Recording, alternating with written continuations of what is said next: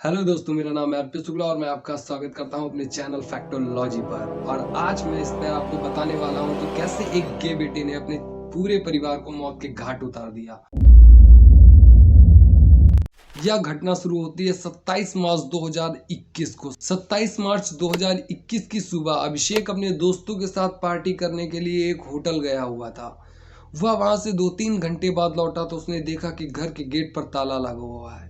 यह देखकर वह काफी ज्यादा हैरान हो गया कि घर वाले बगैर कुछ बताए अचानक से कहाँ चले गए। उसने घर वालों के फोन पर कॉल करना स्टार्ट किया। एक के बाद एक वह कॉल करता जा रहा था, पर सभी का फोन स्विच ऑफ या नॉट आंसर्ड आ रहा था। अब वह काफी ज्यादा परेशान हो गया था और धीरे धीरे घबराने भी लग गया था। फिर उसने अपने मामा को फोन करके यह सब बताया कि मम्मी पापा पता नहीं कहाँ चले गए हैं, और पास में रह रहे अपने चाचा के घर गया और उनसे भी पूछा, क्या मम्मी पापा आप लोगों को कुछ बता के गए हैं? उस पे उनके चाचा ने कहा, नहीं मुझे तो कुछ नहीं बताया। और वह सब लोग गेट पर आ गए। अब देखते ही देखते पूरे गेट पे बहुत ज्यादा भीड़ लग गई थी। लोग इकट्ठा होने लग गए थे। अब अभिषेक अपने चाचा के घर की छत से दीवार फांद कर अपने घर जाता है और अंदर देखता है तो उसके होश उड़ जाते हैं और बाहर एक चीख सुनाई देती है। वह चीख सुनकर बाहर के सभी लोग हड़बड़ी में घर के अंदर जाते हैं। वह लोग जो देखते हैं उसको देखकर उनके होश उड़ जाते हैं।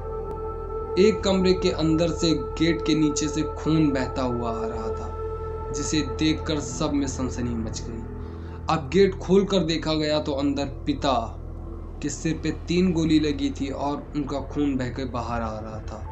तभी घर में और लोगों को देखा गया तो पता चला कि उनकी माँ जो किचन में थी उनको भी किसी ने सिर पे गोली मारी है, और बहन जो कि सो रही थी उसको सोते सोते ही किसी ने सिर में गोली मार दी, और नानी को भी वैसे ही मारा गया। और एक चीज नोटिस की गई कि सभी के पास से गहने वहने लूटे गए थे और घर में चोरी सी हुई थी। यह देखकर सबका अनुमान एक सा था कि शायद घर में चोरी हुई है।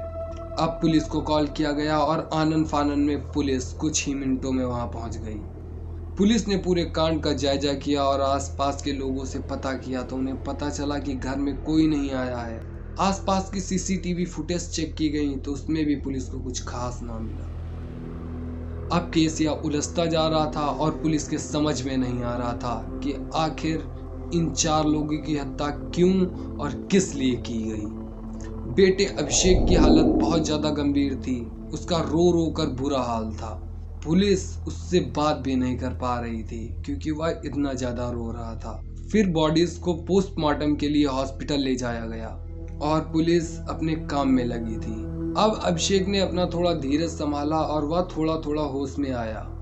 और अब कांड के 2-3 दिन बाद पुलिस चौकी से एक फोन आता है अभिषेक के पास, और अभिषेक फोन उठाता है तो उसे फोन पर पुलिस चौकी बुलाया जाता है।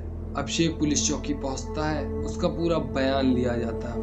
वह बताता है वह 27 मार्च की सुबह अपने दोस्तों के साथ एक होटल में पार्टी के लिए गया था।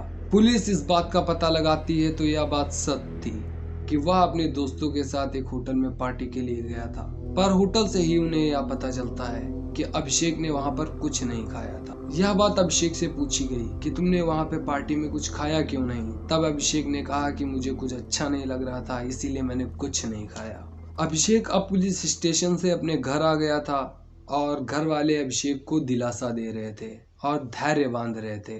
तभी एक दिन फिर दूसरे दिन अभिषेक को चौकी बुलाया गया। इस बार पुलिस ने बहुत ही कड़ाई के साथ अभिषेक से पूछताछ की, जिसमें वह ज्यादा देर टिक ना सका। अब उसने एक एक करके सब कुछ सच बता दिया। अभिषेक ने बताया कि वह एक गे है। उसके परिवार वाले इस बात से उससे परेशान थे। वह ट्रांसजेंडर करवाना चाहता था, जिससे उसने पिता से 5 लाख रुपए भी मांगे थे, जिसे देने से पिता ने साफ इनकार कर दिया था।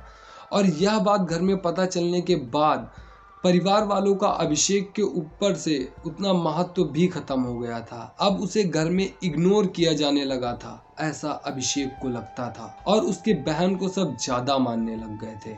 इससे अभिषेक बहुत ज्यादा परेशान था। फिर इसके बाद अभिषेक ने कुछ सीरियल किलिंग के सीरियल्स देखे, जिससे उसने एक प्लान बनाया। और फिर वह 27 मार्च की सुबह म्यूजिक सिस्टम को तेज कर देता है और सीधा ऊपर जाता है जहां उसकी बहन सो रही होती है। वह बहन के सिर में गोली मारता है, जिसकी आवाज उसकी नानी सुन लेती हैं और वह सीधा उसके बहन के कमरे में आती हैं। अभिषेक गेट के पीछे छुप जाता है और नानी के अंदर आते ही वो उनके भी सिर में गोली मार देता है। फिर वह वहां से नीचे आता है, देखता है मम्मी किचन में है, वह मम्मी के पास जाता है और पीछे से उनके सिर में भी गोली मार देता है। फिर वह जाता है ड्राइंग रूम में, जहां पर उसके पापा न्यूज़ पढ़ रहे थे। तभी वह फोन पे किसी से बात भी कर रहे थे। अभिषेक ने देखा जब उसके पिता का ध्यान उसकी तरफ नहीं था, तब उसने अपने पास से गन निकाल कर उनके सिर पे 3 गोलियां चला दी, जिससे वो वहीं पे खत्म हो गए। कोई सोच नहीं सकता था कि एक बेटे ने अपने ही पूरे परिवार को खत्म कर दिया होगा। और सोचने वाली बात यह कि पुलिस ने पूछा कि इसका तुम्हें कोई गम नहीं है, तो वह बोल रहा था कि नहीं, मुझे अपने परिवार को ख़त्म करने का कोई अफसोस नहीं है, मुझे बस इतना अफसोस है कि मैं लिव इन में नहीं रह पा रहा हूँ। तो दोस्तों, आज के समय में किसी का भी भरोसा नहीं किया जा सकता। उम्मीद करता हूँ आपको आज की ये कहानी अच्छी लगी होगी। मिलता हूँ आपसे अगली किसी नई कहानी के साथ। तब तक सावधान रहें और फैक्टोलॉजी देखते रहें और अपने दोस्तों को यह वीडियो शेयर करना बिल्कुल ना भूलें।